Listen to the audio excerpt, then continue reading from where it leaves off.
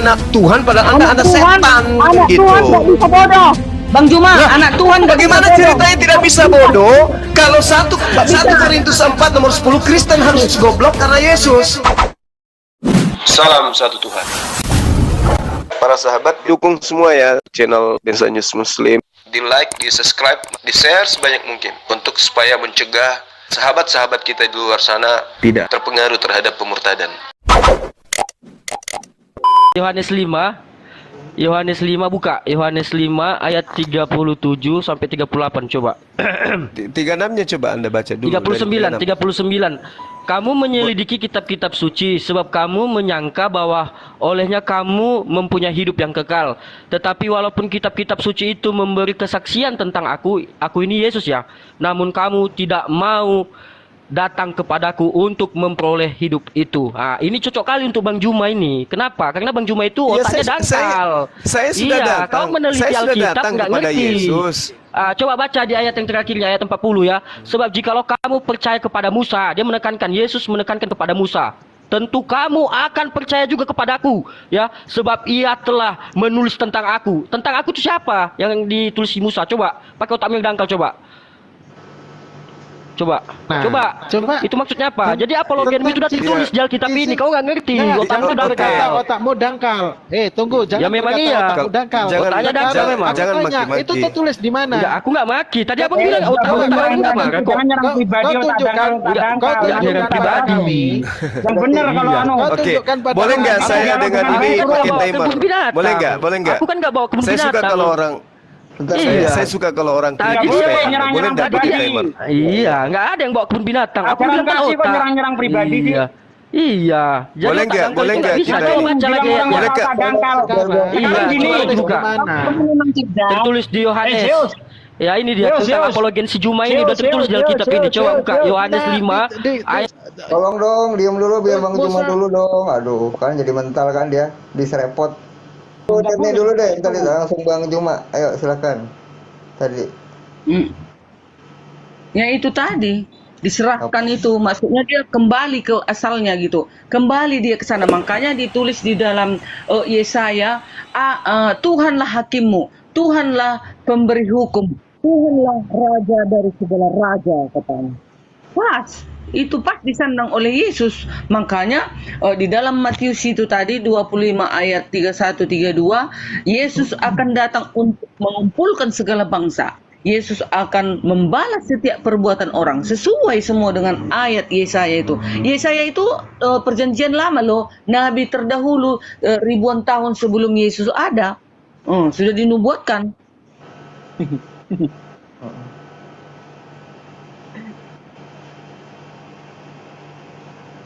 Yuk Bang Juma dulu deh.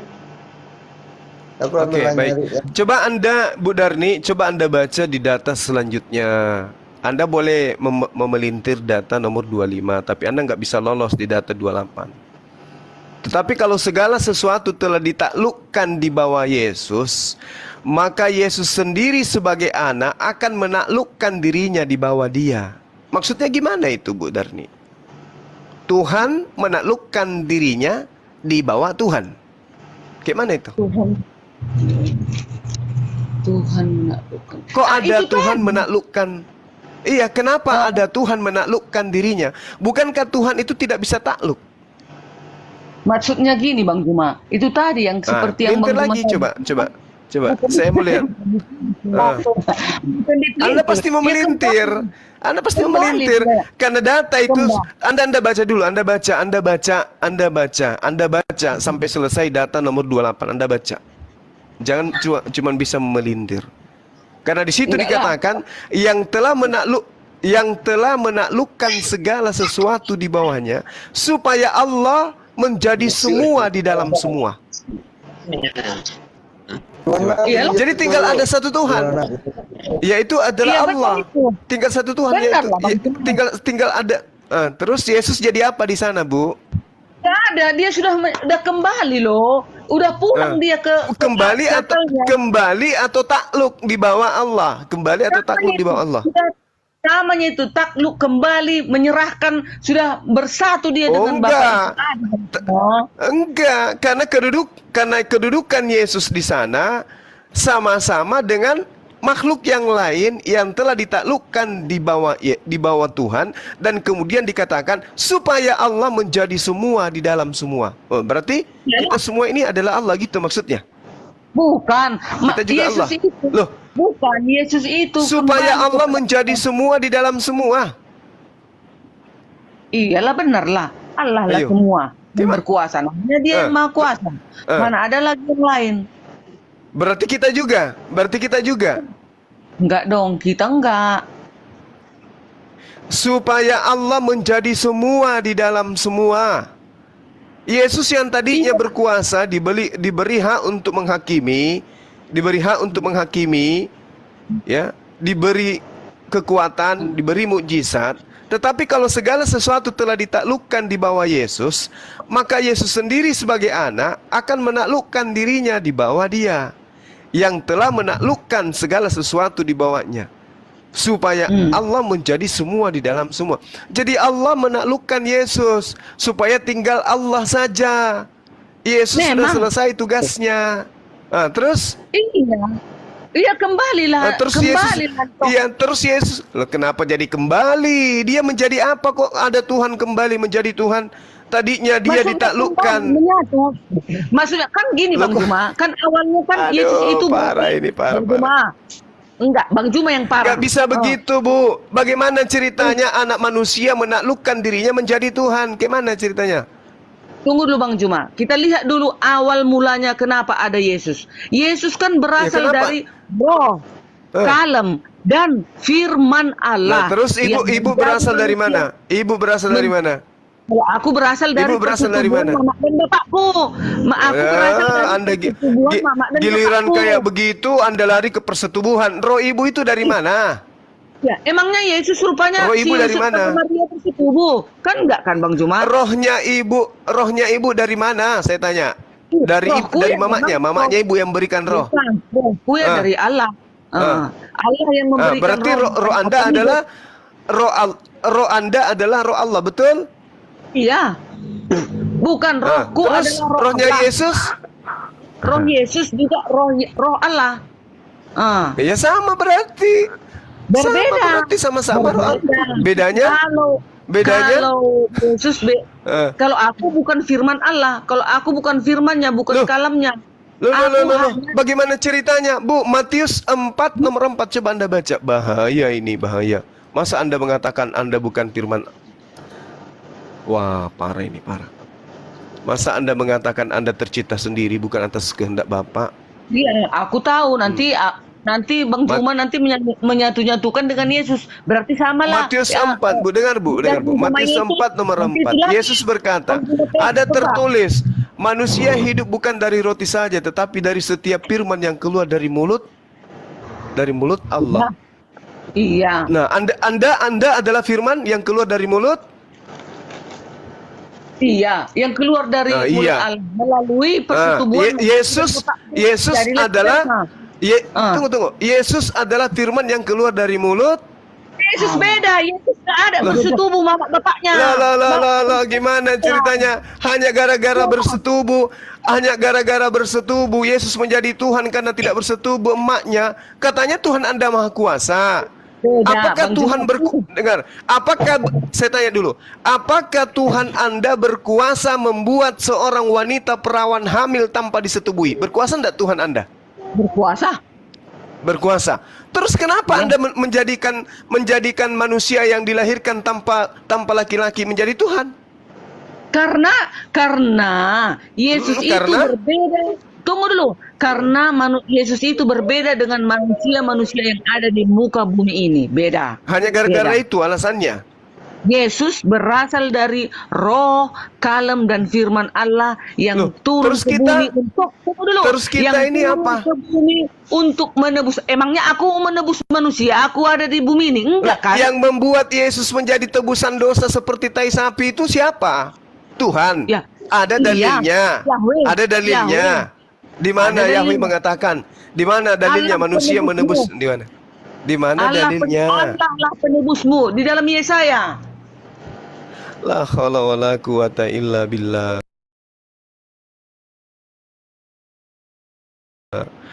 Jelas Tuhan itu, jelas sekali tuh. Yesaya, tunggu dulu Bang Juma. Yesaya 44 ayat 6. Beginilah firman Tuhan Raja dan penebus Israel. Penebus Apa? Israel. Ada rupanya Ya, di terus? Al-Quran ditulis, beginilah firman Allah penebus penebus bangsa Arab. Ada gitu. Loh, Tuhan itu menebus Bani Israel dari perbudakan Mesir. Apa masalahnya? Nah, Apa makanya kami juga umat Kristen mempercayai bahwasanya Yesus itu menebus manusia dari dosa. Di mana ilmunya Kristen dapat ilmu Tuhan menebus dosa Ilmunya. orang non Ilmunya. Bu, dengarkan dulu Bu. Di mana ilmunya Tuhan di dalam kitab Yahudi menebus non Yahudi? Di mana itu? Dengarkan saya, di mana tertulis di mana? Jangan bawa dulu Yahudi karena orang Yahudi. Masalahnya setiap Tuhan mengajarkan tebusan selalu ke Bani Israel. Bani Israel, Bani Israel, Bani Israel. Bani Israel yang mempercayai penebusan. Kalau yang orang Yahudi yang menolak. Betul, memang bukan semua Bani Israel, tetapi yang jelas perintah syariat tebusan itu datangnya untuk Bani Israel. Bukan Bani ke Israel kita. dan semua manusia. Nggak ada dalilnya, nggak ada dalilnya. Jangan Anda pelintir kitab Tuhan, kitabnya orang nggak bagus. Ya. Di mana dalilnya? Bang Juma, semua kitab suci yang ada di muka bumi diambil dari kitab Yahudi. Nah, kita harus Di meneruskannya. mana dalilnya? Oh, nggak bisa, enak aja. Ibu bikin aturan Mana bisa, sendiri Bu? untuk seluruh manusia. Nggak bisa. Baca Yeremia 31, Bu. Yeremia 31 nomor 31. Saya pingin tahu di mana orang Batak disebut di situ. Loh, orang Batak kan sudah dibilang pergilah ke seluruh bangsa termasuk orang Batak. Pergi ke seluruh bangsa, beritakanlah Injil, beritakan Injil ke seluruh bangsa. Sampaikan ke seluruh bangsa bahwa Yesus itu utusan Tuhan. Iya. Silakan Anda masuk ke lorong-lorong, silakan sebarkan. Yesus adalah utusan Tuhan, silakan, tidak apa-apa. Tapi kalau mengatakan dia adalah Tuhan itu sendiri, itu yang tidak ada. Nah, sekarang ketika Anda membaca Yeremia 31 nomor 31, coba Anda baca. Saya ingin dengar dari mulut Ibu. Coba. Aku akan mengadakan perjanjian baru kepada kaum Israel dan kaum Yehuda. Mana kaum Batak di situ, Bu? Saya ingin tahu. Iya, setelah itu kan, jadi maksudmu Bang Juma, bangsa Arab nggak juga diselamatkan. Hanya orang Israel aja yang diselamatkan. Anda kadang-kadang miring-miring juga, lebih parah ternyata. Anda, Bu Darni,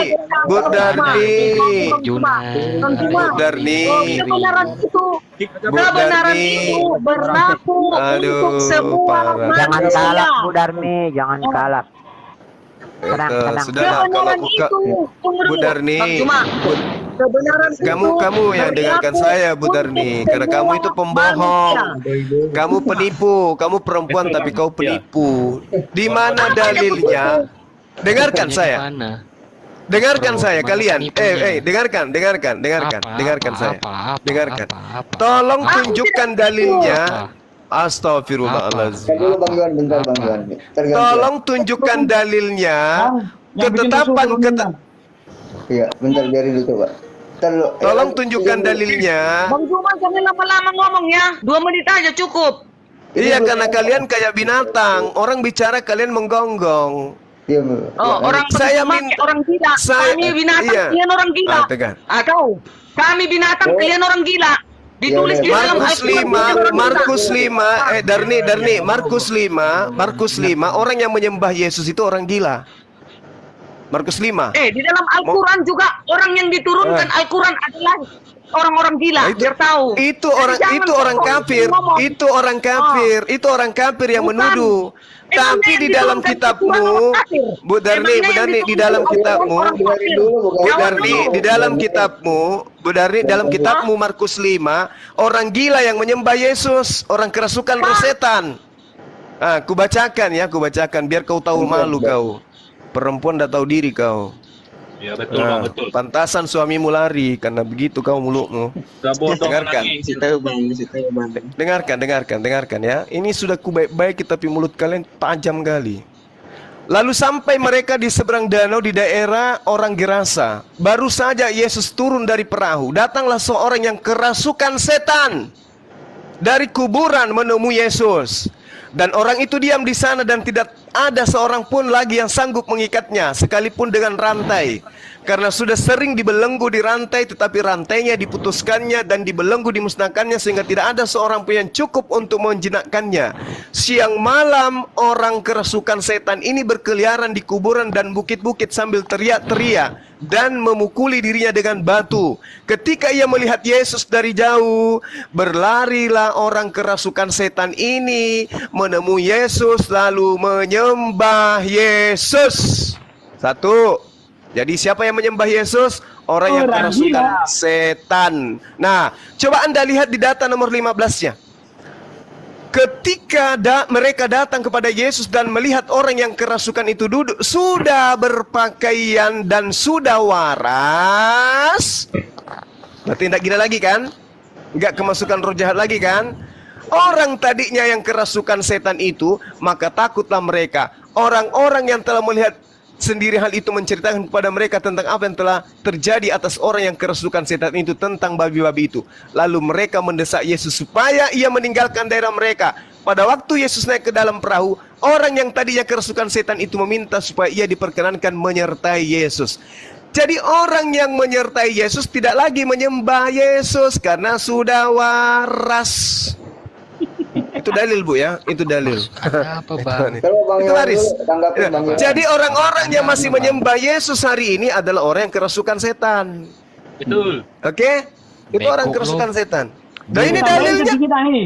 Sedikit. Ya silakan. Ini dalil. Mana, Ini mana. dalil. Bentar, Makanya sedikit. kalau kalian Bego lo, Tuh, bego. silakan. Jangan Sedikit menggonggong kalau saya ditanya. tambahin. Ya. Lanjut. Tadi Bu Darmi menuduh pakai Al-Quran kita orang gila, padahal itu tuduhan orang kafir kepada Nabi Muhammad. Saya kira wajar musuh memang menuduh benar, Nabi Muhammad itu memang gila. benar. Yang tidak Memang wajar gila. itu kalau kaum keluarganya sendiri mengatakan Yesus gila. Sebagaimana yang tertulis di dalam Markus 3 ayat 21. Ya, ketika kaum keluarganya mendengar, ya, ia hendak menyebut dia, sebab menurut kaum keluarganya Yesus tidak waras lagi.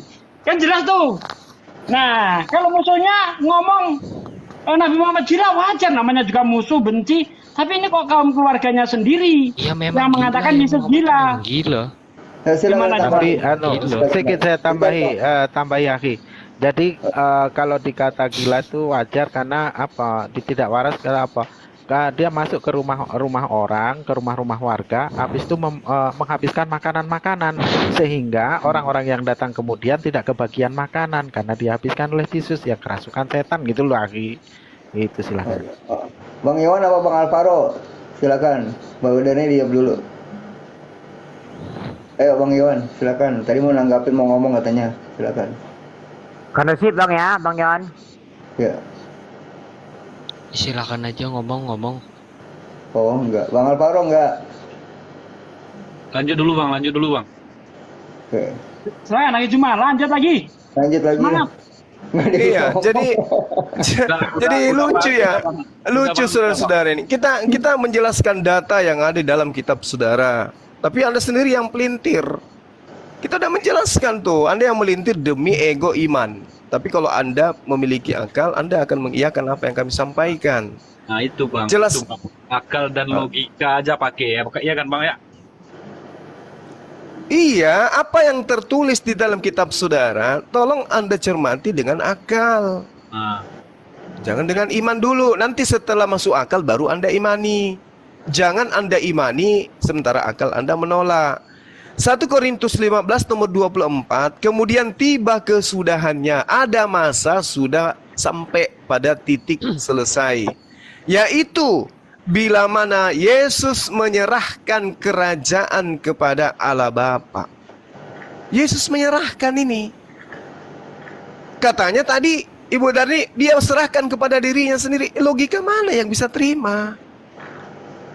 Yesus menyerahkan kerajaan kepada Allah Bapa sesudah ia membinasakan segala pemerintahan, kekuasaan, dan kekuatan.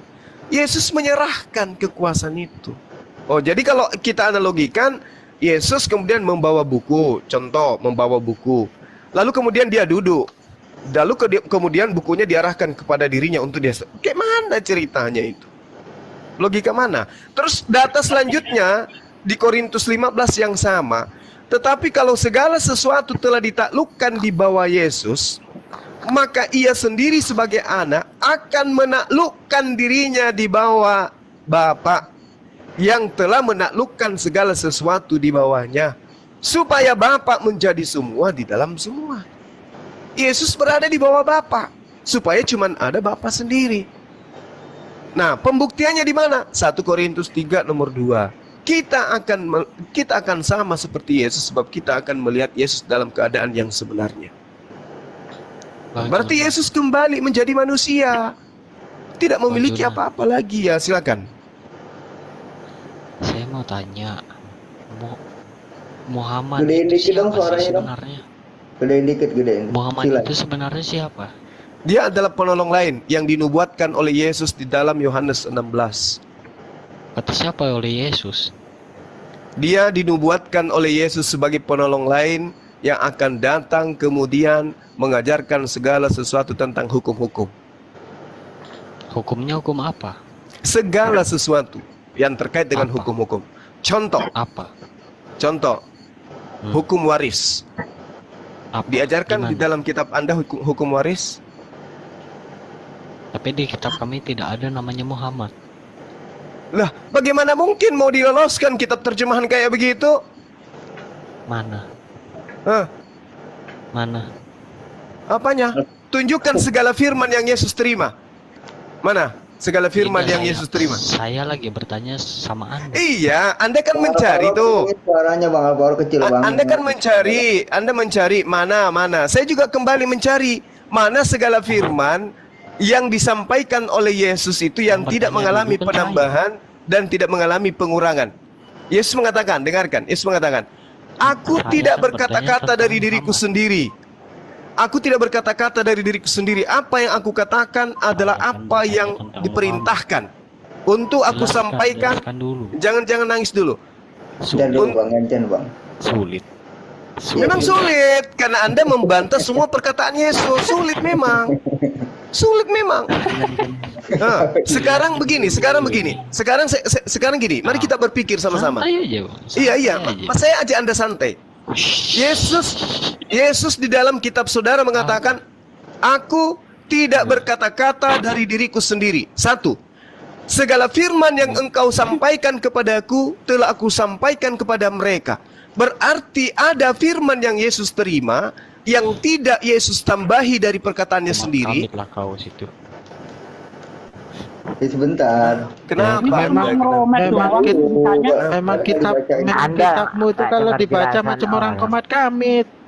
Kitabmu itu kalau dibaca memang macam orang komat kamit. Cuma bahasa Indonesia pun. Ya, kalau Anda tidak bisa berdialog dengan baik, Anda turun, Anda ke gereja gitu. Anda naik ke sini kan Anda ingin pertaruhkan iman Anda kan? Iya kan? Tidak. Jadi Tidak Anda mau mempertaruhkan iman, tidak. Anda mau ngapain ke sini? Anda mau ngapain? Ini siapa yang ngomong sih, De? Anda kan bertanya, saya jawab, ya kan? Nah, terus kenapa pada saat saya menjawab Anda tidak mencerminkan ajaran kasih? Kenapa? Kalau saya yang memaki wajar. Gini bang. Enggak usah. Saya tidak pernah memproklamirkan diri saya sebagai anak Tuhan.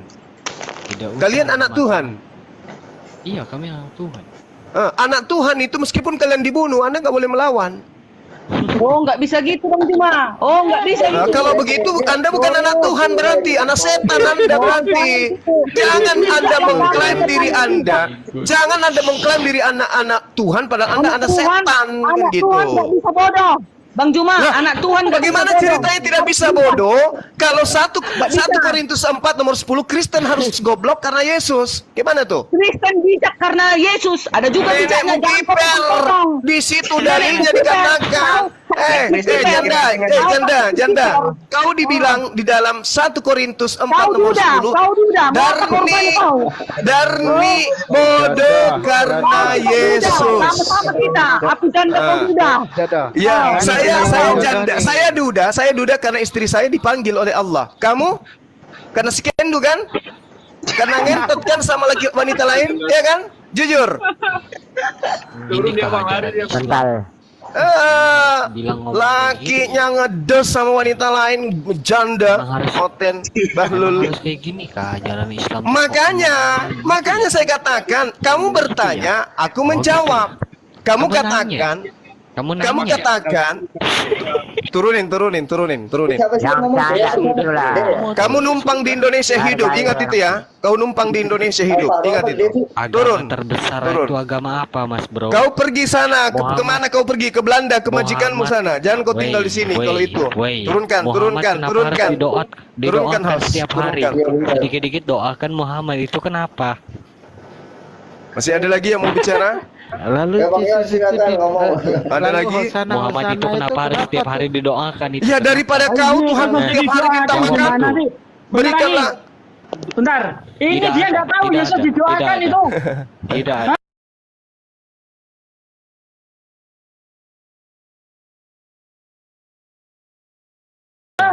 Oh, nggak ada, makanya Tidak ada. baca Alkitab itu jangan Yesus sambil tidak ada lagi. didoakan. Ya, apa kata orang-orang ketika Yesus Yesus telah tidak mencuri ada keledai itu? didoakan. Muhammad- Hosana, artinya apa? Diberkatilah kenapa dia didoakan? yang datang atas nama Tuhan. Muhammad kenapa didoakan? Dan Yesus juga didoakan itu. Jawab itu. Oh, Yesus juga didoakan. Kapan? Nggak ada Yesus didoakan. Hosana, apa arti Kita Hosana? berdoa dalam nama Yesus. Apa arti Kita Hosana? berdoa dalam nama Yesus. Ngawur. Berdoa dalam nama Yesus.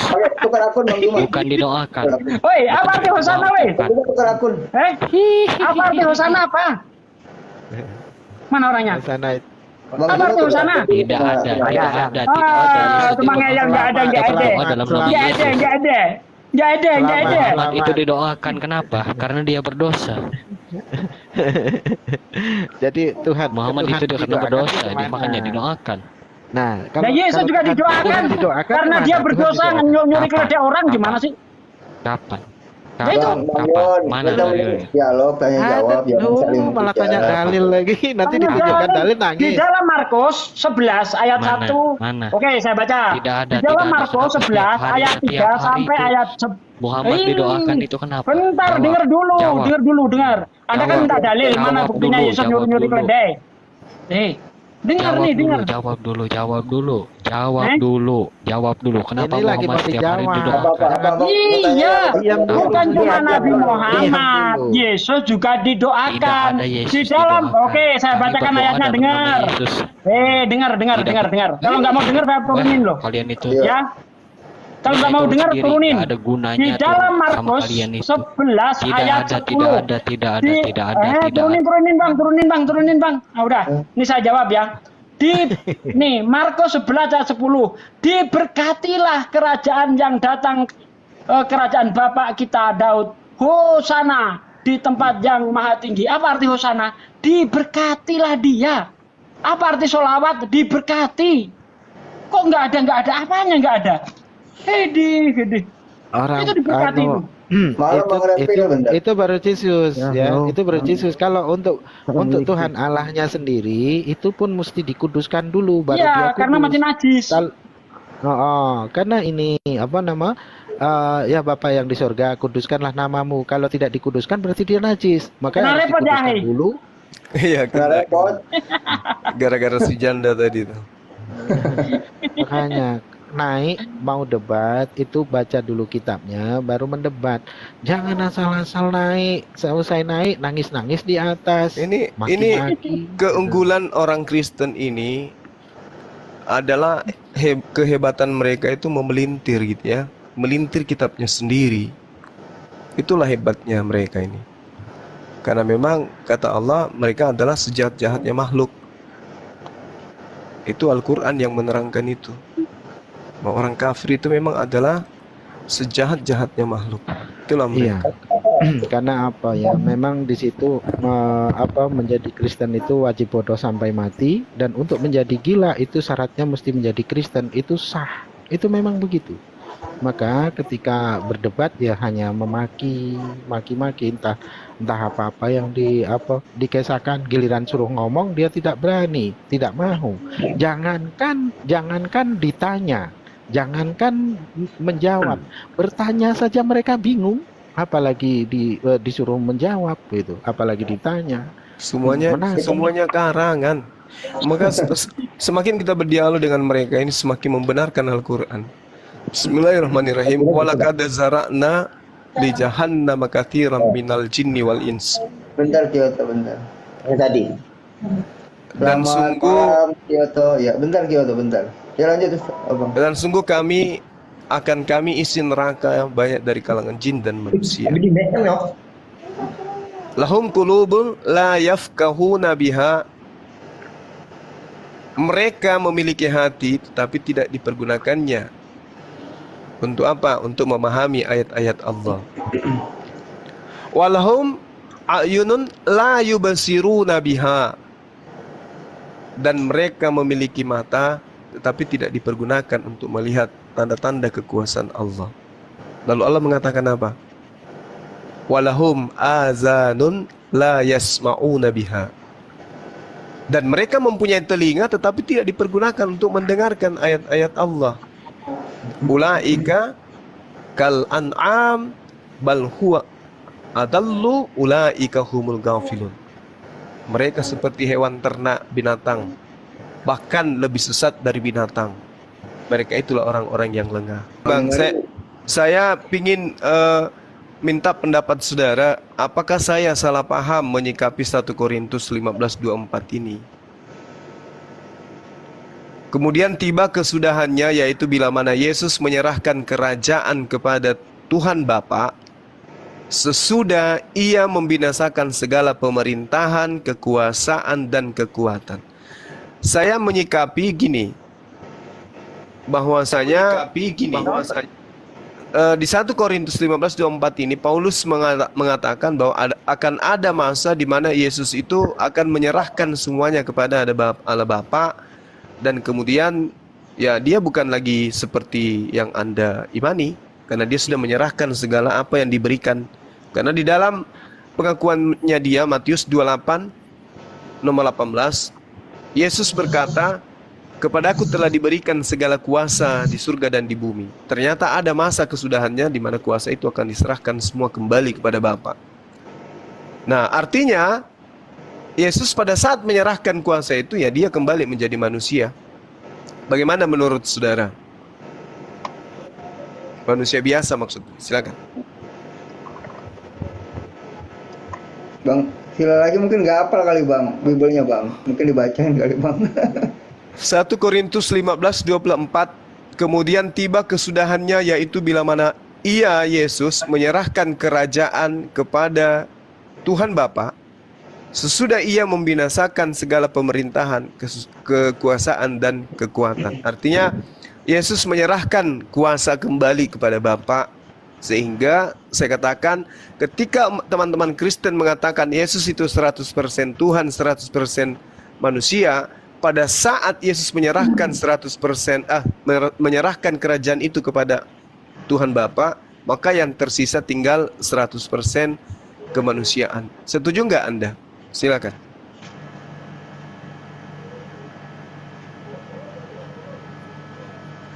Bang Silahi, silakan. Selanjutnya dibuka. Setuju apa enggak? Jawab aja. Silakan. Ini teman saya nih Bang Martin Joshua dari Kristen Unitarian kalau nggak salah. Bang Martin ya, selamat malam. Ya, selamat malam Bang. Selamat malam. Ya, terima kasih Bang sudah sudah diizinkan naik. Salam. Oh, iya. Sebelumnya Bang, saya mau ucapkan selamat Hari Kesaktian Pancasila Bang. Iya. Semoga Pancasila sila pertama senantiasa menjadi pedoman kita dalam bernegara Bang. Amin. Ya, karena Pancasila itu Bang sila pertama ketuhanan yang Maha Esa. Iya, Bukan Trinitas Bang. Allahu Bukan Ahad. ketuhanan yang Trinitas Bang. Ketuhanan yang Maha Esa Bang, jangan diganti Bang. Iya. Kita orang Hasem Ehad itu. Hasem Ehad. Iya Bang. Aduh, Itu Bang, iya. Bang Betul sekali Silwangi nih bang, mungkin baru ketemu Bang Zuma ini bang. Oke. Iya, saya lagi di jalan ini bang, pas coba live, nggak mau naik sebenarnya, cuman karena lagi bawa kendaraan ini saya lihat ada Bang Zuma. Kemarin pas saya masuk Bang Zuma sudah tidak ada.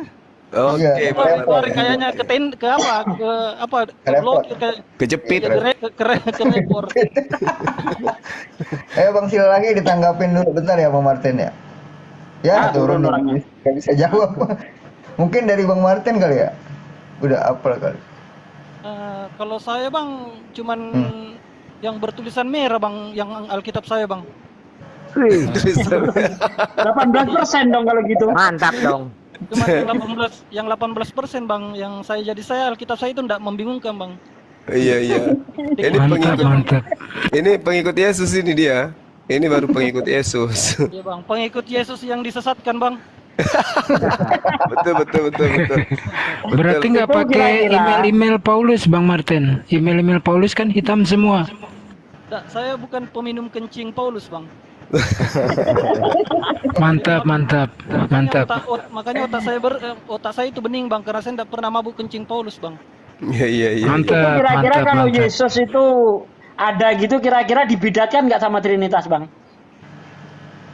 Maksudnya Yesus yang mananya bang? Ya kan bagi Trinitas, Yohanes, Yesus itu kan Tuhan gitu kan. Oh iya. Nah itu kira-kira kalau Yesus itu mengajarkan bahwa Tuhan itu Esa gitu, kira-kira dibidatkan nggak sama mereka itu?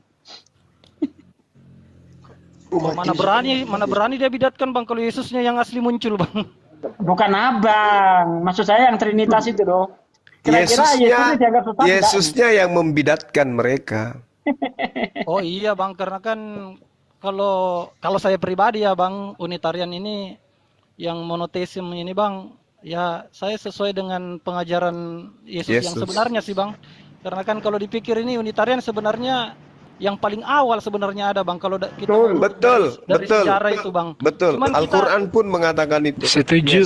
Cuman kita dikala bang, bahkan sebelum abad keempat, kaisar-kaisar Romawi, pembesar-pembesar di sana, bahkan orang-orang bangsawan Romawi itu masih menganut Unitarian bang. Betul. Nanti pas akhir-akhir abad keempat, entah ini dari mana ini doktrin, tiba-tiba ya kami tersingkir bang, yang kayak gini, yang Unitarian kayak gini. Helenisasi dong. Pada saat konsili kalian kalah.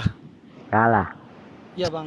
Kalah uang makan siang sama ongkos pulang, kalah votingnya. Backingnya kalah kuat.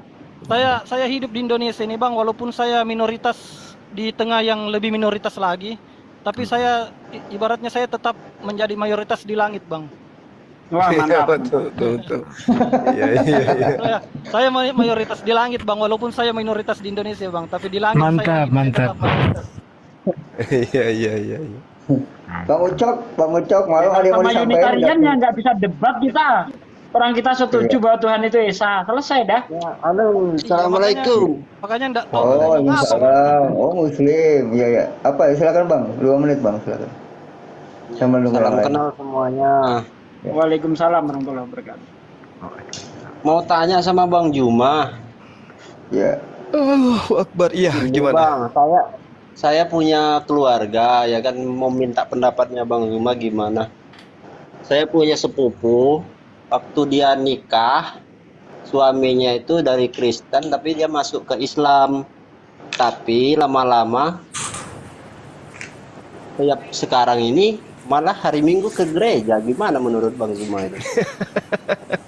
Berarti dia murtad. Berarti dia murtad.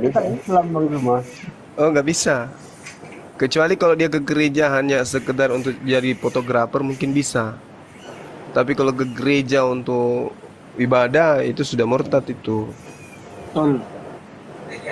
Hukum murtad itu dia. Tapi lebaran ikut lebaran dia, Natal ikut Natal, gimana? Iya, meskipun itu sudah murtad. Sudah murtad ya. Iya. Bang, sebelum saya mau turun ini bang, sedikit aja bang, saya mau tanya ini sedikit karena lagi di jalan ini bang. Oh banyak juga boleh. Enggak, sedikit aja bang, soalnya saya lagi bawa kendaraan. Oh iya, ntar balik lagi ya. Bang Zuma, kalau saya mau menikah dengan muslim itu bang, kalau posisi saya Unitarian ini apakah dalam negara saya sah Masya Allah. Ini pertanyaan yang sangat menarik ya. Anda membuka ruang untuk berdiskusi. Jadi gini, andai saja Yesus hidup saat sekarang atau Anda hidup di zamannya Yesus, Anda benar 100%. 100% Anda betul. Tapi oleh karena Yesus mengatakan akan datang setelah dia, sosok yang akan mengajarkan segala sesuatu terkait dengan hukum-hukum, dengarkanlah dia. Tetapi kemudian Anda tidak mengindahkan, Anda tetap berhenti di tempat, maka saya katakan Anda masih satu di antara semua Kristen, Anda lah yang paling benar. Tetapi kalau berhadapan dengan ajaran agama Islam, mohon maaf saya katakan Anda belum bisa dikatakan sebagai Muslim.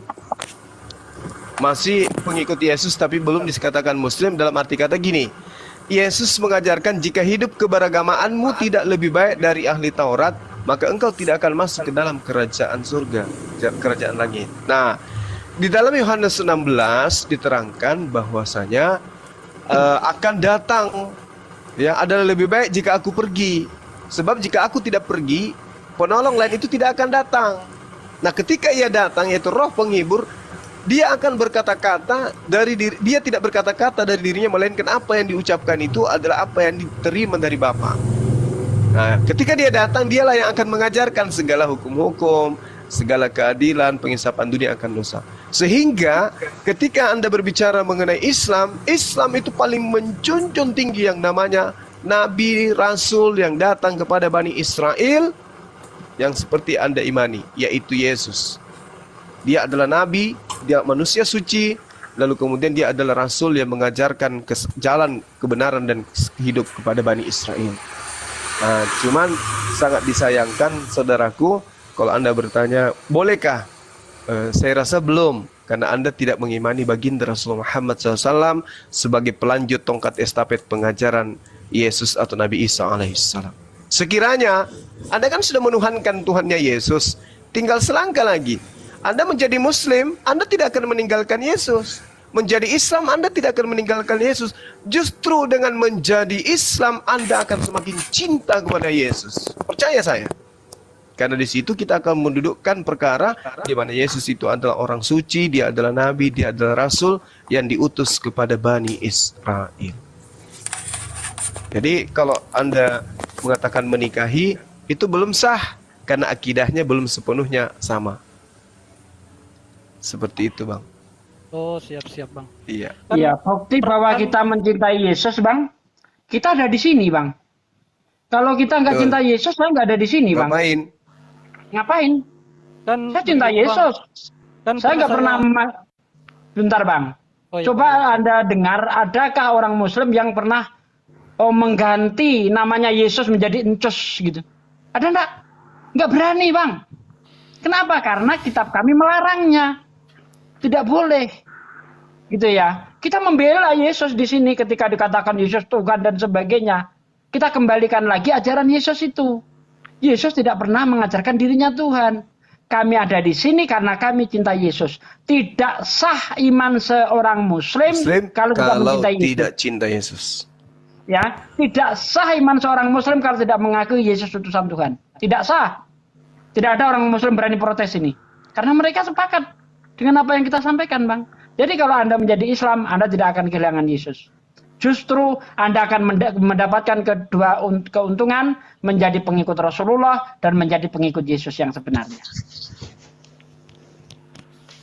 Al-Quran menerangkan gini, sedikit lagi. Bismillahirrahmanirrahim. Ya ahlal kitab, qad ja'akum rasuluna yubayyinu lakum katsiran mimma kuntum tuhfuna minal kitab wa ya'fu an katsir. Wahai ahli kitab, sungguh utusan kami telah datang kepadamu.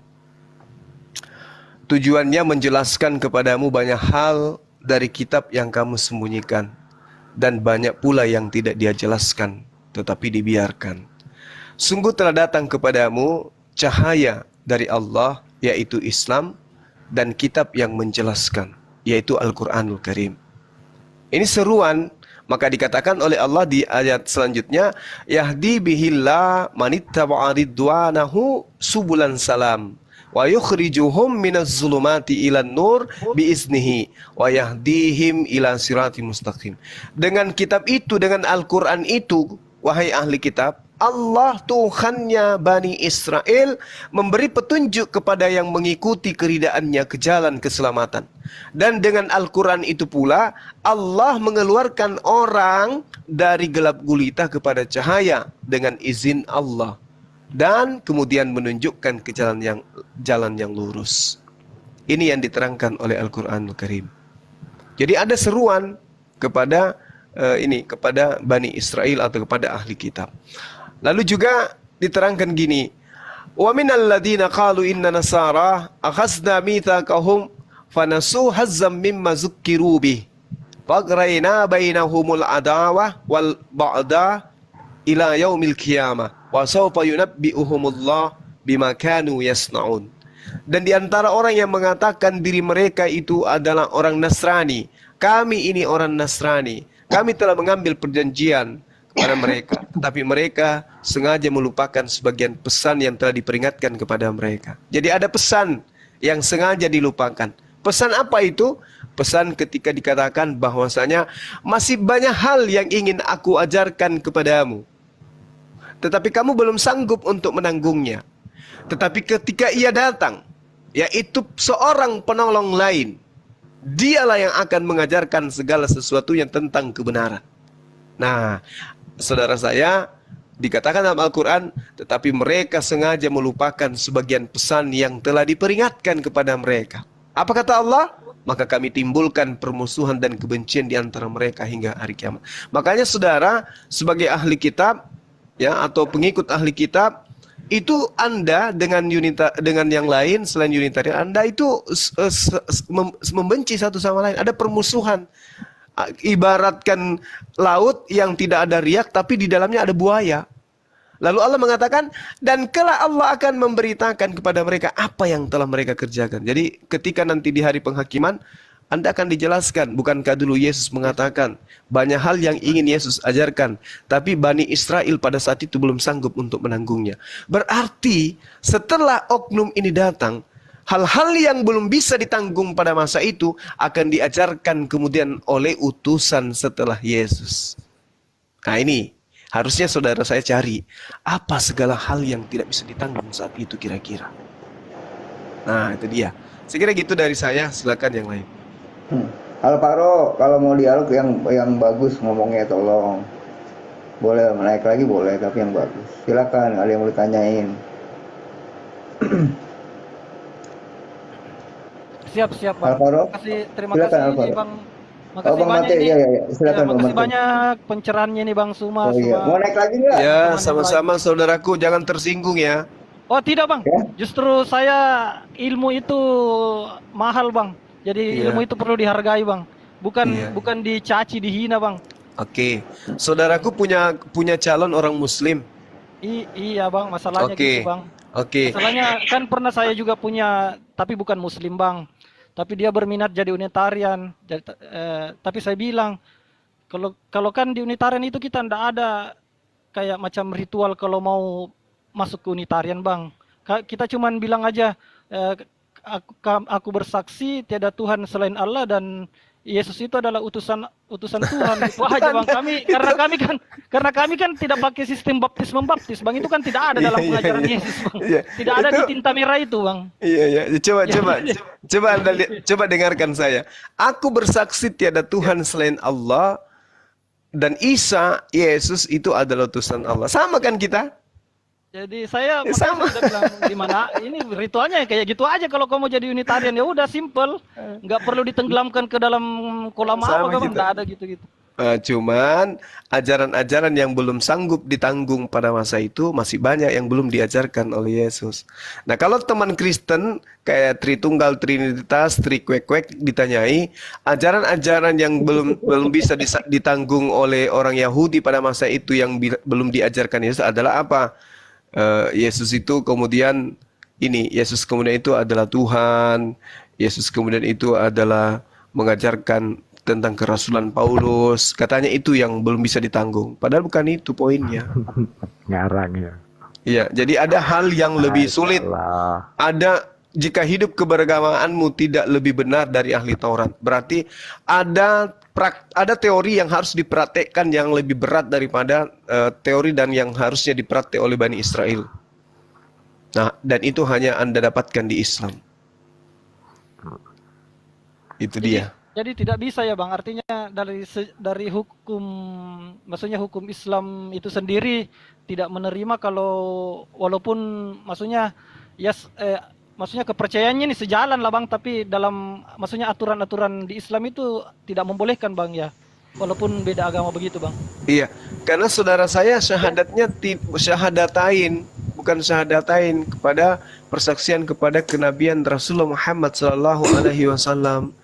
Sementara pada jajaran yang tadi yang saya katakan, sekiranya Anda ini hidup di masa Yesus, Anda itu udah benar. Tapi sangat disayangkan, ya, Yesus itu tidak pernah dikatakan sebagai nabi terakhir. Akan datang sosok nabi setelah dia.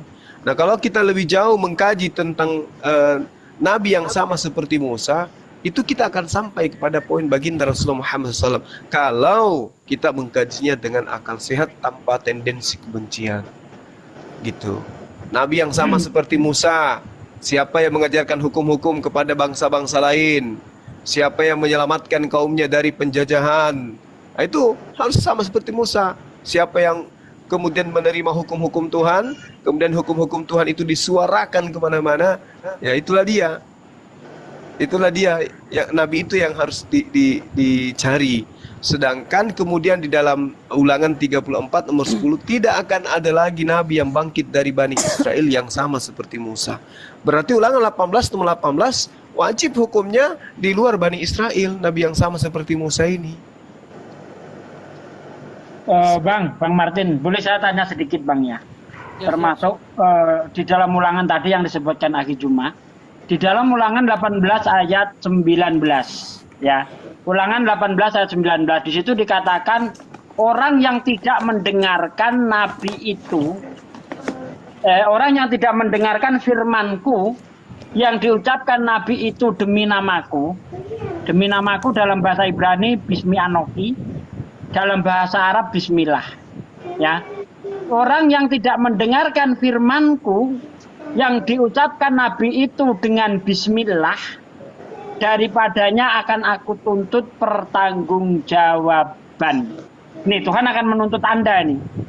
Kalau Anda tidak mendengarkan firman yang disampaikan oleh nabi itu, yang ketika menyampaikan firman Tuhan dengan bismillah atau bismi anoki, Anda akan dituntut pertanggungjawaban.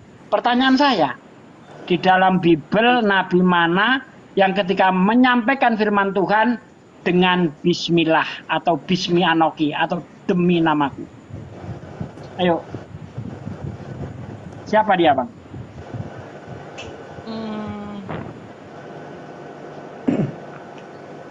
Silakan, Bang Martin. Kayaknya enggak ada, Bang ya. Nah, Ulangan itu harus terjadi enggak? Nubuatan itu. Itu nubuatan itu.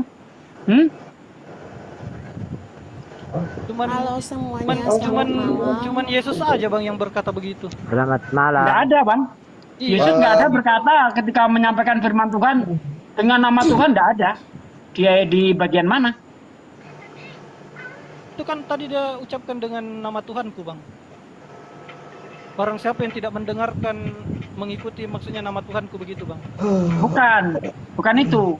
Barang siapa yang tidak mendengarkan firmanku yang diucapkan nabi itu demi namaku, daripadanya akan aku tuntut pertanggungjawaban. Nah, pertanyaan saya, nabi mana yang ketika menyampaikan firman Tuhan dengan nama Tuhan? Atau bismillah, atau bismi anoki? Iya, enggak ada sih Bang.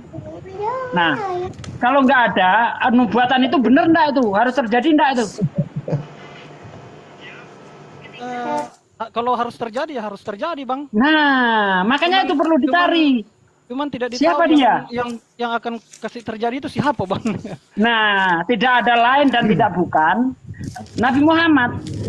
Kenapa saya bilang begitu? Karena seluruh surah Al-Quran, kecuali surah At-Taubah, itu dengan bismillah. Karena surah At-Taubah hanya a'udzubillah. Aku berlindung kepada Allah dari godaan setan yang terkutuk. A'udzubillahi minasyaitonirrajim. Tetapi selain surah At-Taubah, semuanya dengan bismillah. Silahkan cek kalau nggak percaya Al-Quran, baca bismillah, bismillah, bismillah semuanya. Itu harus terjadi, Bang.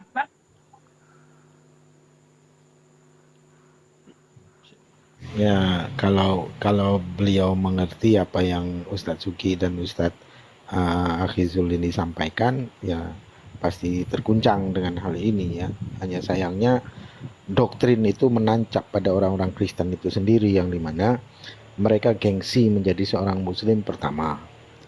Bahwasanya Muslim ini berasal dari keturunan Ismail, yang dimana Ismail sendiri keturunan budak doktrin mereka, padahal tidak. Gitu loh, macam ibu Ismail siapa sih? Lupa saya. Siapa? Hagar. Nah, itu kan Hagar, Bang, Hagar. Itu kan putri raja dari Mesir, bukan budak, gitu. Nah, disinilah doktrin mereka, sehingga mereka gengsi karena di gereja-gereja itu diserukan bahwasanya Ismail itu anak istri keduanya Abraham. Dan itu gundik dan seorang budak. Nah, di situ maka inilah doktrin mereka ini, doktrin para pendeta-pendeta di gereja, sehingga tersampaikan dari mulut ke mulut ya, orang Kristen tidak mau belajar, tahunya ya itulah gengsi. Akhirnya Iya, Bang, membenci benar itu. tanpa sebab gitu, membenci tanpa pengetahuan. Oke, silahkan. Saya tanya lagi Bang Martin, Anda nggak takut tuh diancam Tuhan tuh? Bentar, Pak. Anda nggak takut diancam Tuhan? Aku akan minta pertanggungjawaban. Seandainya saya ndak takut, Bang, ngapain saya mau jadi Unitarian kayak gini, Bang? Karena justru dengan saya Nah melihat itu Bang, tinggal satu langkah lagi. Mengakui Nabi Muhammad utusan Allah, selesai Anda jadi Muslim tanpa meninggalkan Yesus. Berdasarkan kitab Anda sendiri, Anda harus mendengarkan Nabi Muhammad. Karena tidak ada Nabi yang ketika menyampaikan firman Tuhan dengan Bismillah. Saya sudah tanya kepada semua orang-orang para debater Kristen, para pendeta, saya tanya, siapa Nabi ini? Yang ketika menyampaikan firman Tuhan dengan Bismi Anoki, Bismillah. Tidak ada yang bisa jawab. Kecuali memang itu kepada Nabi Muhammad. Tidak ada lain. Nah, pertanyaan kedua, apa yang memberatkan Anda menjadi pengikut Nabi Muhammad? Silakan, jawab saja dengan jujur, sampaikan saja. Insya Allah akan kita jawab. Iya. Saya Bang, Mas, gini, saya belum terlalu banyak mempelajari tentang tentang Islam begitu, Bang. Saya hanya bergelut berputar dengan pemahaman yang ada sekarang ini begitu, Bang. Artinya saya lebih banyak mendalami pemahaman-pemahaman ada yang sekarang ini, kemudian saya coba masukkan ke logika, Bang. Nah, sampai di sini saya kebentur dengan adanya keesaan Tuhan itu, Bang. Akhirnya saya selama ini mencoba mencari apa sih sebenarnya yang terjadi. Oh, ternyata pernah ada zaman di mana memang Yesus itu tidak dituhankan, Bang. Begitu. Pernah ada zaman, saya coba buka-buka sejarah. Oh, awal-awal memang pertama Tuhan itu Esa dan Yesus itu hanyalah utusan. Nanti setelah lambat laun ini kok berubah menjadi 3. Oh, ternyata di situ terjawab kecemasan saya, Bang, selama ini. Berarti pertama memang awal-awal pembelajaran daripada Yesus ini waktu diutus ini menjadi nabi. Ternyata dia memang mengajarkan keesaan Tuhan begitu, Bang. Nah, disitulah saya banyak coba mengulas tentang kitab. Oh, ternyata kitab yang benar ini cuma sekian, tidak semua ini isi di dalamnya ini yang sesuai dengan logika berpikir saya begitu, Bang. Nah, akhirnya saya coba cari, oh ternyata ada tulisan-tulisan merah ini yang menjadi pokok firman yang betul-betul Yesus difirmankan dan menyampaikan, bukan kepada Yohanes, Paulus. Itu kan bahkan di kitab yang itu tidak ada sama sekali perkataan Yesus, Bang. Iya, benar itu Bang Martin. Ya, benar ada. itu Bang Martin. Saya coba, Sama dengan saya juga. Saya coba menguliti yang sedikit ini. Loh, kok di dalamnya tidak ada mengatakan bahwa saya ini adalah Tuhan, tidak ada sama sekali, Bang. Bahkan semua ritual-ritual yang selama ini saya kerjakan, loh kok tidak ada. Saya bilang ini kok, oh ternyata ini semua hanyalah cerita-cerita yang disisipkan masuk ke dalam. Jadi di situ akal saya berpikir sebelah, wah kayaknya sudah tidak benar. Nah. Bahkan pernah saya, Bang, berpikir bahkan yang tulisan merah ini pun juga sebenarnya mungkin bukan asli juga ya. Tapi artinya saya daripada saya tidak ada pegangan bang, tidak ada pedoman, ya saya ambil sajalah yang paling terdekat, yang maksudnya yang tidak terlalu melenceng jauh bang, begitu. Ya. Kalau Oke, saya jelaskan. Kalau Anda meragukan wajar bang, karena contoh Yohanes itu kalau kita teliti ternyata bukan ditulis oleh Yohanes bang. Coba Anda buka di dalam Yohanes 21 ayat 24.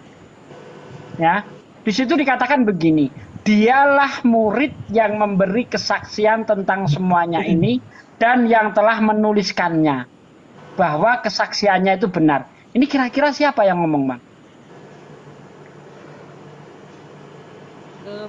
Ulang lagi bang, kurang paham.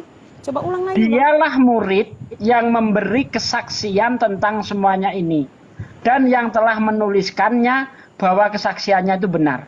Mungkinkah ini tulisan Yohanes? Ya, orang lain bang yang menceritakan. Kalau ya, orang saya lain bang yang menceritakan kalau itu, saya bang. sih bukan Yohanes itu bang. Iya bang. Silakan Bang Sarum. Itu ada orang ketiga. Berarti ada tulisan yang ditulis bukan Yohanes. Bukan bang, karena kan orang itu menunjuk bahwa yang pernah menulis ini berkata seperti begitu. Nah ya, berarti di dalam kitab Yohanes ada campur tangan orang lain. Siapa dia? Paulus. Bisa aja Bingung Paulus kan? itu. Matius. Contoh Matius lagi. Ini saya kasih contoh Matius. Di dalam Matius 9 ayat 9. Bentar ya, saya bukakan ayatnya ya. Matius 9 ayat 9. Mungkinkah ini kata-kata apa? Tulisan Matius? Setelah Yesus pergi dari situ, ia melihat seorang yang bernama Matius duduk di rumah cukai. Lalu ia berkata kepadanya, "Ikutlah aku." Maka berdirilah Matius lalu mengikuti dia. Mungkinkah Matius menyebut dirinya Nya? Tidak. Tidak mungkin. Ini tulisan siapa? Ada orang di balik papan. Ada orang bercerita tentang Matius. Itu yang benar. Balik papan. Izin Gurunda Sugi boleh sedikit? Ya, Saya monggo mau Ustaz Unggul dan tadi minta Iya. pertanyaan sebenarnya. Sebentar Mbak Sar, aku mau pamit soalnya mundur. Begini Bang Martin, langsung saja to the point ya. Tadi sudah dijelaskan dalilnya. Saya dengan segala kerendahan hati memohon dipertimbangkanlah ya. I am a father myself ya. Saya juga seorang ayah. Tentu akan tercabik-cabik hati saya ketika anak perempuan saya lahir, saya azankan, saya berikan segala yang terbaik, bahkan nyawa pun jadi taruhan untuk putri saya. Saya ajarkan tentang Islam, tentang Nabi Muhammad.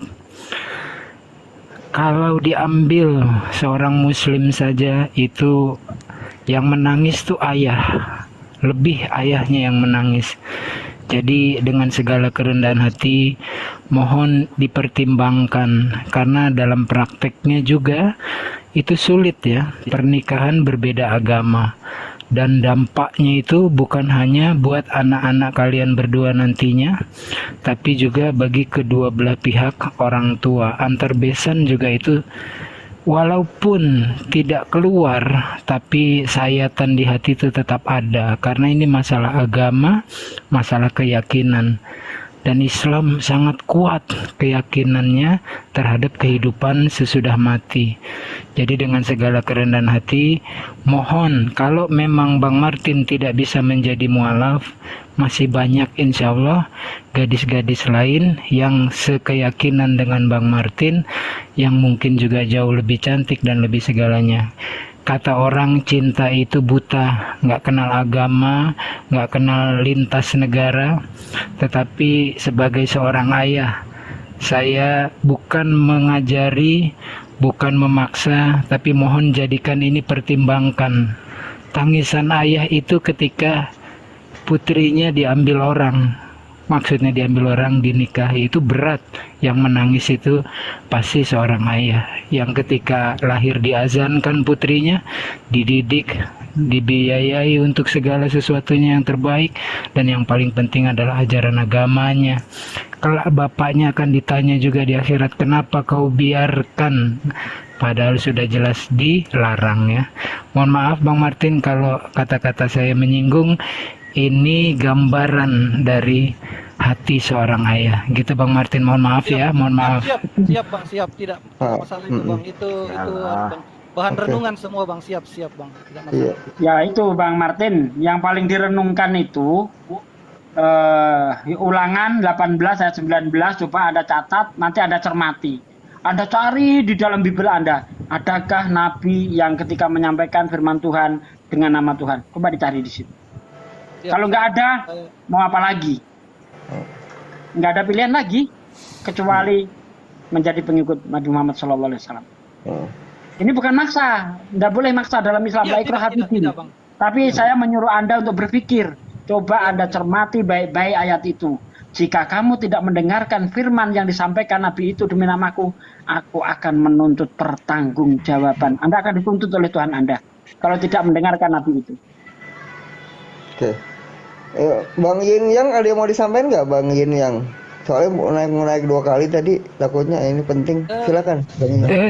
Sebelumnya saya mohon maaf, saya izin turun dulu Bang Host ya, dan semuanya Gurunda Zuma, Gurunda Sugi, Gurunda Musa dan lain-lain wakilah di bawah. Sekali lagi mohon maaf ya Bang Martin kalau ada kata-kata yang salah, tapi terima kasih telah menjadikan pertimbangan. Baik-baik, semoga selalu dalam lindungan Tuhannya Yesus ya.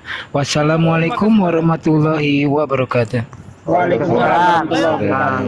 Saya juga. Ini netizen minta Bang Juma bicara katanya. Silakan Aki Juma. Iya. Bentar nih Bang Yin Yang ini mau disampaikan apa nih Bang Yin Yang? Saya mau juga ini Bang dulu pamit soalnya lagi di pinggir jalan ini.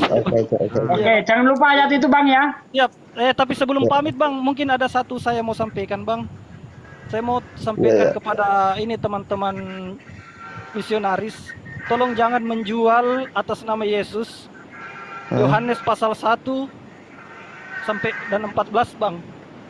Kenapa? Jangan, karena itu memalukan Bang, menjual atas nama Yesus, bahwa itu adalah firman yang Yesus katakan.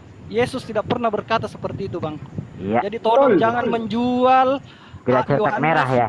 pasal 1 ayat 1 dan 14 ya Bang. Karena itu menjadi andalan mereka, dan saya mohon jangan menjual-jualnya karena Anda mempermalukan diri Anda karena nomor 1 sampai 14. Nomor 1 dan 14 Bang. Iya. Sampai daging. Nomor 1 dan 14 Bang, jangan menjual-jual ayat itu mengatasnamakan firman Yesus. Yesus tidak pernah berfirman mengatakan hal seperti begitu. Jadi jangan mempermalukan diri Anda. Terima kasih Bang, saya izin pamit dulu Bang. Mantap. Terima kasih Bang Martin. Bang Yin Yang ada yang mau sampaikan nggak sebelum saya turunin? Gantian soalnya yang lain. Jangan turunin dulu Bang, saya cuma mau nanya. Oh ya silakan. Abang dari mana? Bang Martin Islam Kristen Bang. Bang Yin Yang. Bang Yin Yang ya, Muslim Pak Kristen Bang. Saya Kristen Pak. Oke, silakan Bang. Iya. Jadi sebelumnya maaf kalau saya ini ada pertanyaan. Cuman saya ilmunya masih kurang. Jadi Gak apa-apa Bang. Saya cuma nanya aja. Sama Bang. Iya, saya nanya aja. Penjelasan. Iya, silakan. Maaf kalau pertanyaan saya kurang berbobot ya. Nggak apa-apa, Jadi ya. pertanyaan saya terkait temanya itu kesempurnaan Al-Quran. Nah, saya mau nanya, Al-Quran kan disebutnya sempurna ya, menyempurnakan kitab-kitab sebelumnya. Nah, yang mau saya tanyakan, kenapa tidak ada detail panjang kali lebar kali tinggi Bahteranu gitu, sedangkan di Alkitab ada? Mungkin itu. Lanjut Bang Juma. Ahi, siapa yang mau menjelaskan? Moga-moga Aki Juma. Bang Juma dulu lah. Baik. Udah lama nggak ngomong soalnya. Iya. Jadi gini, sahabat saya, pertanyaan Anda sangat-sangat bagus ya. Dalam Al-Qur'an diterangkan Bismillahirrahmanirrahim. Yahdi bihi. Ya, ini pernyataan Allah, kemudian bahwasanya dengan kitab itulah kemudian yahdi bihi artinya merujuk kepada Al-Qur'an. Allahumma nittaba'a ridwana subulan salam. Allah memberi petunjuk kepada orang yang mengikuti keridaannya ke jalan keselamatan. Nah, ini yang diterangkan oleh Al-Quran. Kemudian diterangkan pula bahwasanya wa yukhrijuhum minaz zulumati ilan nur biizni wa yahdihim ila siratal mustaqim. Dan Al-Quran itu juga, dengan Al-Quran itu juga Allah mengeluarkan orang itu dari gelap gulita. Jadi tujuan daripada kesempurnaan Al-Quran itu adalah sebagai petunjuk untuk menuju kepada keselamatan. Dan kemudian Al-Quran itu mengeluarkan manusia dari gelap gulita kepada cahaya. Nah, kenapa kemudian itu terjadi? Ada yang tidak dijelaskan. Ya ahlal kitab qad ja'akum rasuluna yubayyinu lakum katsiran mimma kuntum tukhfuna minal kitab ya'fu an katsir. Jadi diterangkan, wahai ahli kitab, sungguh Rasul kami telah datang kepadamu menjelaskan kepadamu banyak hal dari isi kitab yang kamu sembunyikan. Jadi kedatangan Rasulullah menjelaskan kepada ahli kitab, kepada orang-orang Yahudi, Nasrani, banyak hal dari isi kitab yang disembunyikan oleh mereka dan banyak yang dibiarkannya untuk tidak dijelaskan. Nah, jadi kalau saudara bertanya, kenapa enggak ini? Ya karena itu dibiarkan. Karena itu tidak ada kaidahnya yang kemudian bersentuhan dengan akidah umat Islam. Bahwasanya ketika tidak dijelaskan berapa meter, berapa tingginya, itu tidak ada kaitannya dengan akidah. Nah, maka Rasulullah Muhammad SAW diceritakan oleh Allah datang untuk menjelaskan kitab yang disembunyikan, untuk dijelaskan, banyak juga yang dibiarkan untuk tidak dijelaskan. Istilahnya kalau bahasa kita EGP. Sungguh telah datang kepadamu cahaya dari Allah dan kitab yang menjelaskan. Jadi kedatangan Al-Quran itu hanya terkait dengan pola yang dibutuhkan oleh kehidupan manusia dari zaman Rasulullah sampai zaman di akhir kiamat. Jadi hal-hal tentang Bahtera Nuh itu tidak penting untuk dijabarkan secara mendetail. Silakan, Bang. Oke, mungkin ada tambahan dari tambahi ya. kita Muslim. Ya, silakan. Oke, saya tambahi. Jadi saya koreksi sedikit. Al-Quran bukan menyempurnakan kitab sebelumnya. Justru Al-Quran membenarkan kitab sebelumnya. Itu jelas tertulis dalam surah Al-Maidah ayat 48. Ya, langsung artinya saja. Dan kami telah menurunkan kitab Al-Quran kepadamu Muhammad dengan membawa kebenaran yang membenarkan kitab-kitab yang diturunkan sebelumnya dan menjaganya. Maka putuskanlah perkara mereka menurut apa yang diturunkan Allah dan janganlah engkau mengikuti keinginan mereka dengan meninggalkan kebenaran yang telah datang kepadamu untuk setiap umat di antara kamu. Jadi jelas ya, Al-Quran ini bukan menyempurnakan. Kitab-kitab sebelumnya itu sudah sempurna, tetapi untuk kaum tertentu. Nah, Al-Quran membenarkan. Apa yang dibenarkan? Bahwa Musa pernah dapat Taurat, Daud pernah dapat Zabur, Isa dapat Injil. Itu dibenarkan oleh Al-Quran dan isinya tidak mungkin nyimpang, tidak mungkin, benar itu. Nah, tapi kenapa kok nggak bercerita tentang Bahtera Nuh? Ingat, Al-Quran bukan kitab cerita. Al-Quran itu petunjuk untuk ketakwaan. Di dalam Al-Baqarah sangat jelas sekali dari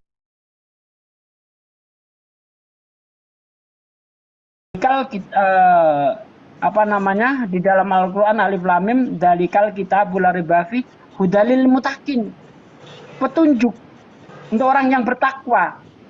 Jadi kalau Anda ingin mencari ketuhanan yang benar, Al-Quran. Ingin mencari iman yang benar, Al-Quran. Karena di dalam Al-Quran tidak ada sesuatu yang meragukan tentang keimanan. Ya, jelas ayatnya. Dalikal kitabul la raiba fi. Al-Quran buku petunjuk untuk keimanan, bukan petunjuk untuk sejarah, bukan. Jadi kalau mau baca buku biologi, jangan cari soal ekonomi di dalam buku biologi, carinya di buku ekonomi sana. Nggak nyambung kalau dicari di dalam buku biologi. Begitulah Al-Quran. Jadi Al-Quran tidak menceritakan begitu, tidak. Karena Al-Quran bukan biografi, bukan buku cerita. Ada cerita-cerita di dalam Al-Quran itu yang terkait nanti dengan keimanan, kembali lagi petunjuk keimanan. nanti yang diceritakan itu hal-hal yang berkaitan dengan keimanan. Begitu, Bang. Berarti dengan kata lain dengan penjelasan Pak Sugi bahwa kalau Al-Quran itu tidak sempurna, tapi hanya membawakan kebenaran dengan yang ibaratnya yang penting-penting saja untuk menurut kaidah gitu ya. Al-Quran itu sempurna. Sempurna untuk petunjuk keimanan. Jadi jangan sempurna di sini diartikan, oh Al-Quran, tanya Al-Quran bagaimana cara bikin roti, ya nggak ketemu. Ya kan? Bagaimana cara bikin kapal selam menurut Al-Quran, ya nggak ketemu. Karena Al-Quran bukan buku itu. Al-Quran buku petunjuk untuk keimanan. Dalikal kitabul la raiba fi hudalil mutakin, petunjuk untuk orang bertakwa. Jadi kalau ya monggo. Sedikit ya, mohon maaf. Jadi Al-Quran menjelaskan seperti data yang sering saya bawa. Bismillahirrahmanirrahim. Bil bayyinati waz zubur wa anzalna ilaika dzikr. Ya, jadi Allah kemudian menurunkan Al-Quranul Karim sebagai mukjizat. Lalu Allah mengatakan litubayyina linnasi. Al-Quran itu diwahyukan untuk seluruh umat manusia. Jadi Allah mendatangkan sebuah kitab kepada baginda Rasulullah Muhammad SAW agar Rasulullah Muhammad SAW ini kemudian menjelaskan, menerangkan, menguraikan kepada manusia. Apa yang diterangkan kepada manusia? Manuzzila ilaihim. Apa yang dibutuhkan, yang diperintahkan, yang menjadi jalan, yang menjadi kaidah, yang menjadi aturan, yang menjadi pedoman bagi seluruh manusia. Nah, jadi yang dibutuhkan oleh manusia dalam tuntunan kehidupannya bermasyarakat, bernegara, bertetangga, dalam keluarga dan seterusnya, dalam Al-Quran itulah dia diwahyukan oleh Allah melalui Rasulullah untuk dijelaskan oleh Rasulullah kepada seluruh umat manusia.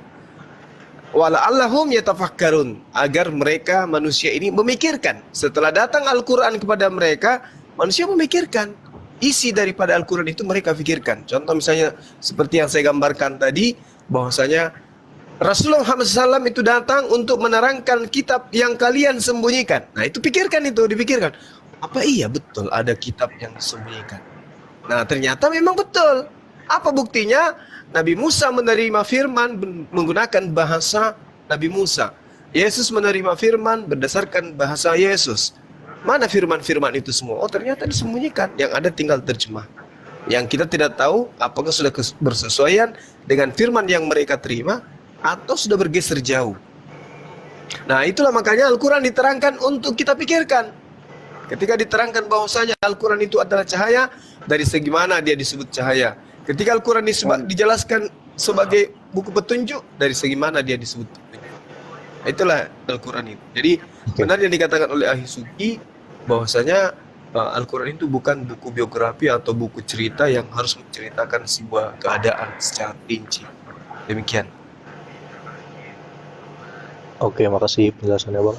Jadi saya akan merujuk ke ini Taurat, Zabur dan Injil. Apakah ketiga kitab itu dijaga oleh Tuhan? Kalau misalkan dijaga, kenapa bisa dirusak? Gimana Bang? Iya, kalau di Al-Quran itu perintahnya kemudian agar supaya Nabi Musa alaihissalam ini mengajarkan kepada kaumnya untuk menjalankan hukum Taurat, menjalankan ketetapan-ketetapan yang ada yang Allah berikan kepada mereka. Tapi kemudian kaumnya ini adalah kaum tegar tengkuk. Mereka sering kemudian menyembunyikan, mencampur adukan firman Tuhan. Kalau Anda baca di dalam kitab saudara, di dalam perjanjian lama, mereka itu paling sering kemudian meninggalkan apa yang diperintahkan kepada Bani Israel, kepada mereka sendiri. Makanya di dalam Al-Quran, di dalam surah Al-Araf itu dijelaskan ayat 145 bahwasanya kami telah memberikan kepadamu Musa Taurat agar engkau meneguhkan hukum ini kepada kaummu Bani Israel. Akan tetapi Allah menyatakan kepada mereka tentang mereka, wa masalul ladzina kafaru kamathalil ladzina yaqulu bima la yasma'u illa du'a wa nida summum bukum umyum fahum la yaqilun. Dan perumpamaan bagi mereka, penyeru bagi orang-orang kafir, mereka itu seperti makhluk binatang yang mendengarkan suara tapi mereka itu tidak mengerti. Jadi ketika diseru oleh Musa, Nabi Musa alaihissalam, mereka tidak ada yang taat. Makanya dalam Ulangan Musa sendiri mengatakan, sedangkan aku masih hidup di tengah-tengahmu, kamu sudah memperlihatkan tegar tengkukmu kepada Allah. Bagaimana nanti ketika aku tidak ada? Sama seperti Yesus juga. Yesus mengecam orang-orang ahli Taurat. Celakalah engkau wahai ahli Taurat.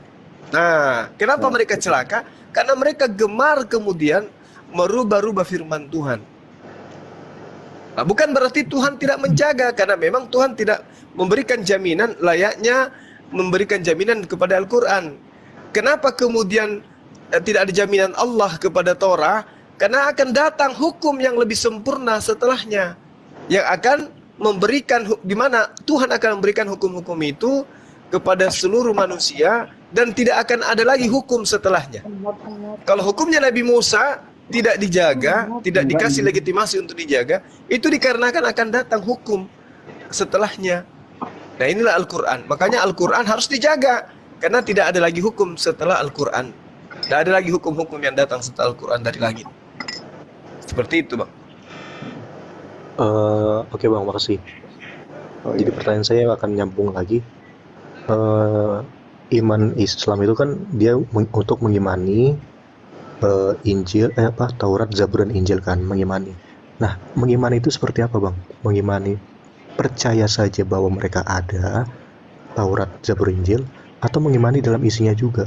Nah, kalau mengimani dalam isinya, tapi isinya sudah dirusak, kenapa sampai sekarang kayak seperti tadi Bang Zuma membawa sesuatu perkataan Musa dari kitab Ulangan atau apapun itu, yang bahkan ya kalian anggap itu sudah rusak gitu. Jadi kenapa hal yang rusak dibawakan untuk disebarkan gitu? Jadi ini loh kata Musa dalam Ulangan gini, padahal itu sudah rusak menurut kalian. Jadi ini loh kata Daud baik. di Baik. Nah, Iya, baik. Jadi gini, kalau di dalam Al-Quran, mohon izin sahabat-sahabat yang lain, diterangkan di dalam Al-Quran surah Al-Ma'idah, Bismillahirrahmanirrahim.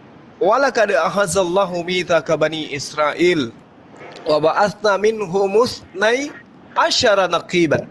Jadi Allah memang kemudian memberitakan kepada umat manusia bahwa Allah telah mengangkat perjanjian bagi Bani Israel. Allah mengangkat 12 orang pemimpin di antara mereka. Lalu Allah mengatakan, aku bersama dengan kalian. Wa qala Allahu inni ma'akum. Tetapi orang-orang ini melanggar perjanjian. Fabima naqdihim mitsaqahum la'annahum wa ja'alna qulubahum qasiyah. Mereka melanggar perjanjian sehingga Allah melaknat mereka, membuat hati mereka itu keras membatu. Itulah Bani Israel.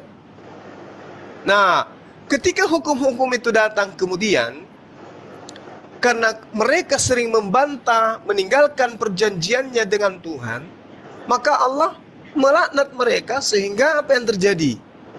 Mereka kemudian tidak memperoleh janji-janji Allah yang telah diberikan kepada mereka.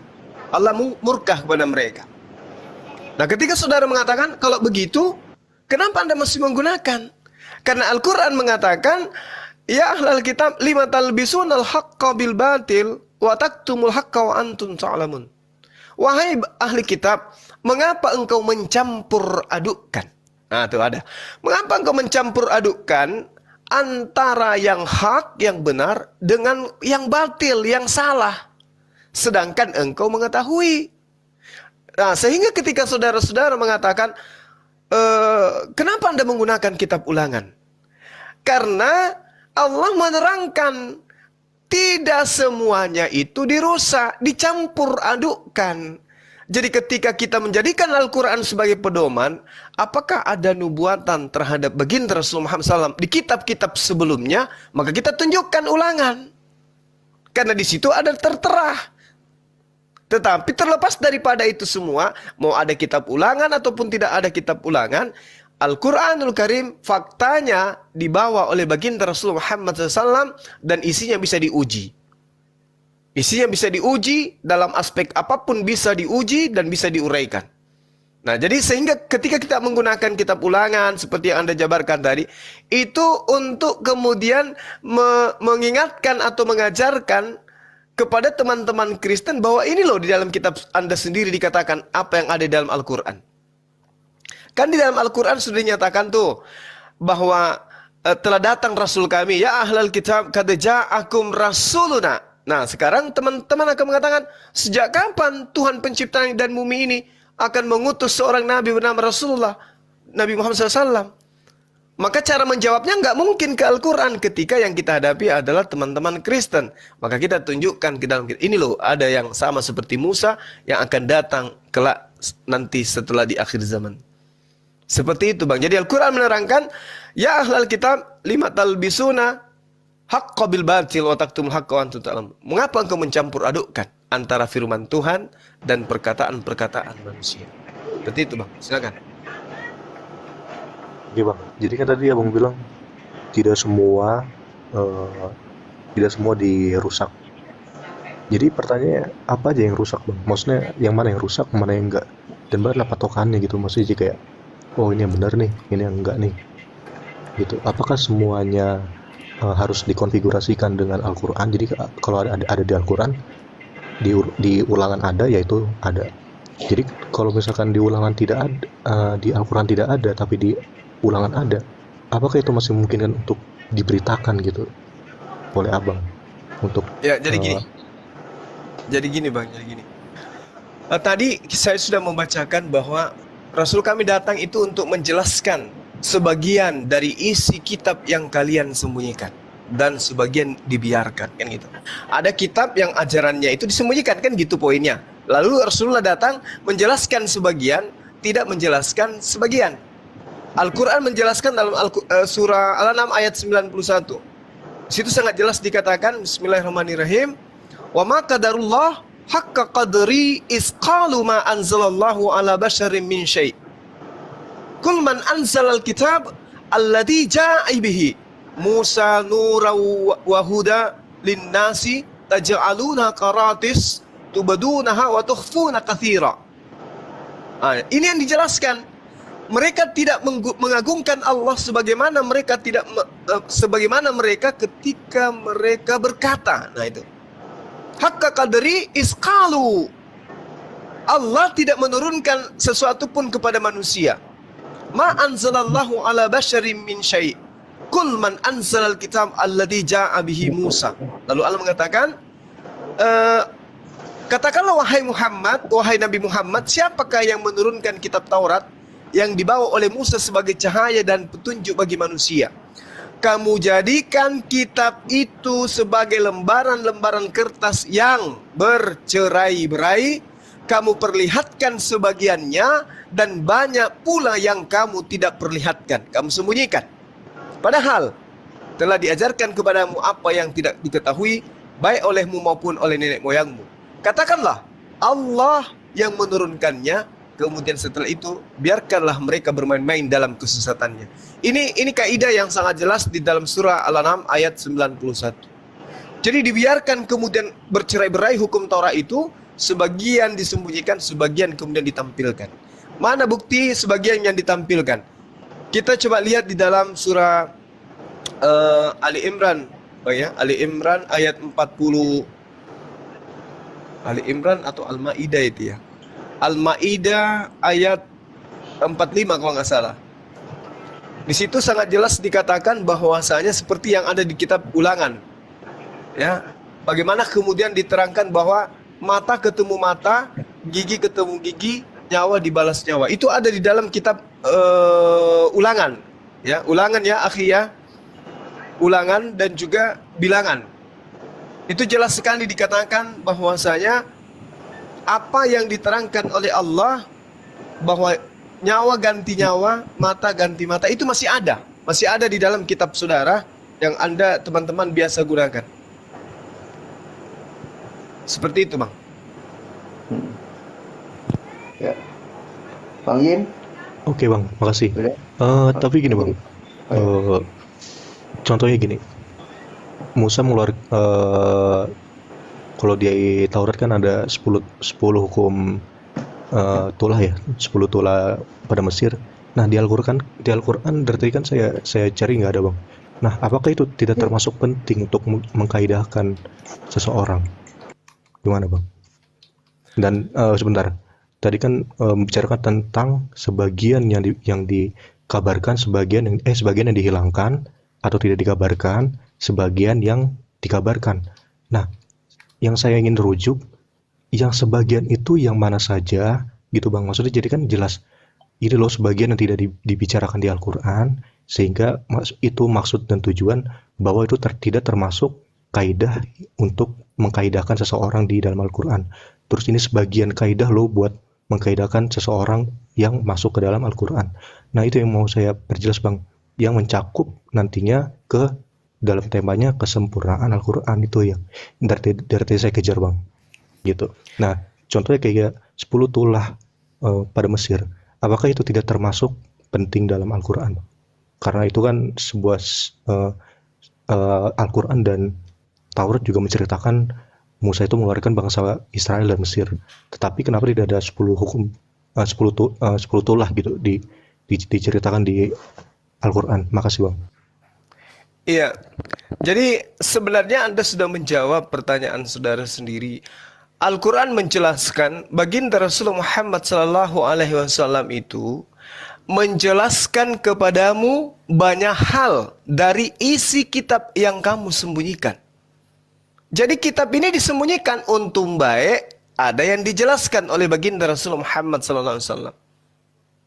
Ada sebagian yang dijelaskan, tapi kitabnya disembunyikan. Lalu kemudian ketika saudara bertanya, apakah kemudian ada 10 tulah yang diceritakan dalam Al-Quran?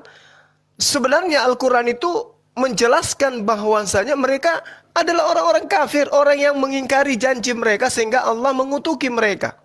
Mereka dilaknat kemudian. Fabima naqdihim mitsaqahum la'annahum wa ja'alna qulubahum qasiyah.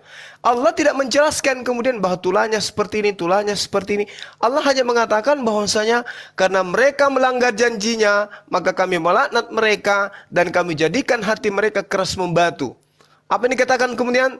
Mereka suka mengubah firman Allah dari tempatnya dan mereka sengaja melupakan sebagian pesan yang diperingatkan kepada mereka. Engkau Nabi Muhammad senantiasa akan melihat pengkhianatan dan dari mereka kecuali sekelompok kecil di antara mereka yang tidak berkhianat. Itu yang diterangkan oleh Al-Quran. Itu yang diterangkan. Tapi kalau diceritakan bahwa ada tulah seperti ini, itu tidak diterangkan tulah 1, tulah 2, hanya dikatakan ada yang dikutuk menjadi kera dan seterusnya. Tetapi kalau bercerita tentang kejadian yang terjadi pada masa Fir'aun, pada masa di Mesir, itu diceritakan juga dalam Al-Quran. Ada diceritakan dalam Al-Quran seperti itu. Tapi kalau dia terbingkai seperti yang ada di dalam kitab saudara, itu tidak dijelaskan dalam Al-Quran tersusun seperti itu. Silakan. Oke, Bang. Mungkin itu doang pertanyaan saya jadi. Iya. Ya, nanti mungkin ada pertanyaan next lagi. Soalnya udah jam 1:30 mungkin saya harus tidur. Makasih banyak ya, Bang, ya semuanya yang ngisi. Oke, saudara Yin yang kasih. Oke, Bang Yang.